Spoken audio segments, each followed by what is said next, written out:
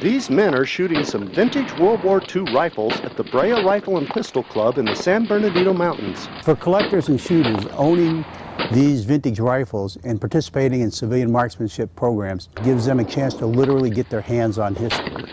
Some of those rifles include the British Enfield, the Russian Mosin Nagant, the USA Springfield, and finally the M1, which replaced the Springfield during World War II. This 1943 M1 rifle, made by Winchester, could have parachuted into Normandy or it could have come ashore at Iwo Jima. The M1 was the United States World War II rifle, and the U.S. was the only country that adopted and gave every soldier a semi-automatic rifle.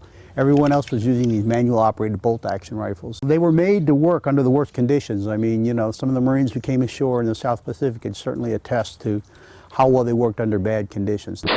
Many vintage rifle owners take part in periodic shooting competitions, which are held in stages. You do 20 rounds, laying down prone, carefully aiming, you got 20 minutes. Then the next stage is you start standing up. When they hit the whistle, you go down into a prone position, and you've got 80 seconds to fire 10 rounds. The next stage after that is you start out standing, you go into a sitting position, and you've got 70 seconds to get off 10 rounds. The last stage, you're just standing offhand, which is the least supported position, and you've got 10 minutes for 10 rounds.